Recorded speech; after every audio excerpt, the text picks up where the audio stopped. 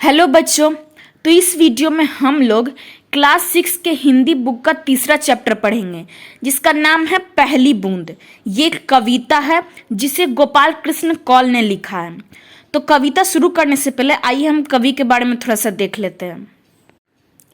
धरती के सूखे अधरों पर पहली बूंद के गिरने का अद्भुत दृश्य रचने वाले बाल साहित्यकार गोपाल कृष्ण कौल। तो जैसा कि हमने बताया था कि जो कविता है पहली बूंद, उसके कवि कौन है? गोपाल कृष्ण कौल। तो उनका जन्म हुआ था 1923 में और उनकी मृत्यु हुई थी 2007 में। उन्होंने बच्चों के लिए देश प्रेम, प्रकृति और जीव जंतुओं से जुड़ी बहुत सी मनोरम कविताएं लिखी। मनोरम मतलब बहुत सी सुंदर सुंदर कविताएं लिखी हैं। अपनी एक अन्य कविता हम कुछ सीखे में वे कहते हैं, देश हमें देता है सब कुछ, हम भी तो कुछ देना सीखें। तो ये था कवि का परिचय। अब आइए कविता शुरू करते हैं। वह पावस का प्रथम दिवस जब पहली बूंद धरा पर आई। पावस यहाँ पे कहा गया है वर्षा ऋतु यानी मानसून को, जब बारिश का मौसम शुरू होता है। प्रथम मतलब पहला और दिवस मतलब दिन। तो जब बारिश का मौसम शुरू हुआ और पहली बूंद धरती पे आई तो क्या क्या बदलाव हमें देखने को मिले, आगे क्या क्या होता है कविता में आगे कहा गया है।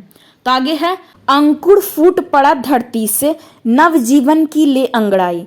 अंकुर फूट पड़ा मतलब कि जो बीज था उसमें से पौधा निकलने लगा।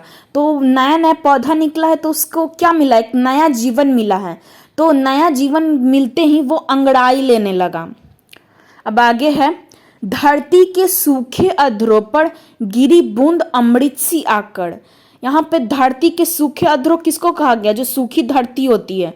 तो क्या होता है कि वर्षा ऋतु से पहले क्या रहता है? ग्रीष्म ऋतु मतलब गर्मी का मौसम।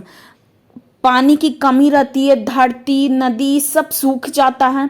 तो कहा गया कि जब धरती बहुत सूखी हुई थी और बारिश की पहली बूंद धरती पे गिरी तो ऐसा लगा कि अमृत आके धरती पे गिर गई हो। ऐसा होता है ना कि जब हम बहुत प्यासे रहते हैं और हमें पानी की एक बूंद मिल जाती है तो लगता है कि हमें अमृत मिल गया है। उसी तरह सूखी धरती पे जब पानी की बूंद गिरी, बारिश की बूंद हुई तो लगा कि अमृत आके धरती पे गिर गया है। वसुंधरा की रोमावली सी, हरी दूब पुलकी मुस्काई, पहली बूंद धरा पर आई। वसुंधरा कहा गया धरती को और रोमावली सी मतलब रोए जैसी, जैसे हमारे शरीर में रोआ होता है वैसे ही धरती का रोआ किसको कहा गया है? हरी दूब। हरी दूब मतलब जो धरती पे छोटे छोटे घास होते हैं उसी को हरी दूब कहा गया है। तो हरी दूब पुलकी मुस्काई।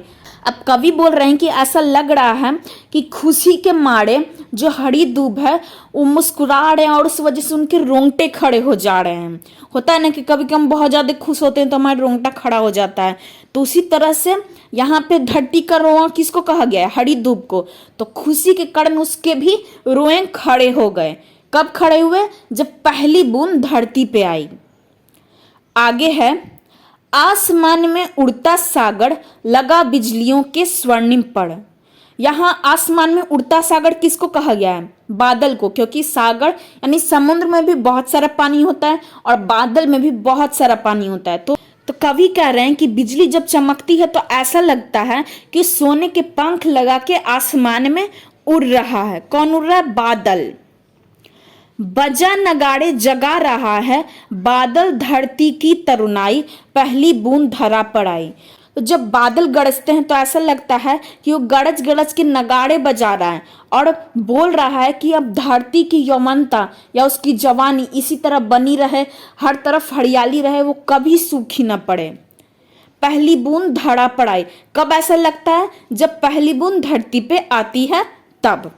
आगे देखते हैं, नीले नैनो साया अंबर, काली पुतली से ये जलधर। अब यहाँ पे जो आसमान है उसको नीले नैन मतलब नीली आंख कहा गया है और जो बादल हैं काले काले बादल, हमारे आंख में जो छोटे छोटे गोल गोल काले काले होते हैं ना उसे हम पुतली कहते हैं। तो यहाँ पे बादल को काली पुतली कहा गया है और आसमान को नीली आंखों जैसा कहा गया है। आगे है, करुणा विगलित अश्रु बहाकर धरती की चिर प्यास बुझाई।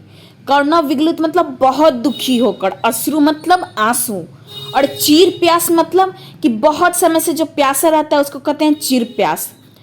करुणा विगलित मतलब जो ऐसा लग रहा है कि बादल बहुत दुखी होकर अपना आंसू बहा रहा है और वो बारिश के रूप में बरस रहा है। अब दुखी क्यों है? क्योंकि बहुत समय से धरती सूखी थी, हर जगह सूखा था, पानी का नामो निशान नहीं था। तो इस वजह से क्या है, आसमान दुखी हो गया और उस वजह से वो बारिश करने लगा। और इसके कारण क्या हुआ, धरती की चिरप्यास बुझाई। मतलब धरती बहुत समय से प्यासी थी और जब बारिश की बूंद धरती पे पड़ी तो उसकी प्यास बुझने लगी। बूढ़ी धरती सशस्य श्यामला बनने को फिर से ललचाई, पहली बूंद धरा पर आई। अब बूढ़ी धरती मतलब सूखी धरती और सशस्य श्यामला मतलब हरियाली। तो कवि बोल रहे हैं कि ऐसा लग रहा है कि अब जो सूखी धरती है उसके मन में फिर से हरियाली छाने का, हरा भरा होने का मन में लालच आ रहा है जब पहली बूंद धरती पे गिर रही है। तो ये था पूरा कविता जिसे गोपाल कृष्ण कौल ने बहुत अच्छे से बताया है कि जब पहली बारिश होती है तो क्या क्या बदलाव होते हैं, उसे बहुत सुंदर तरीके से यहाँ पे बताया गया है।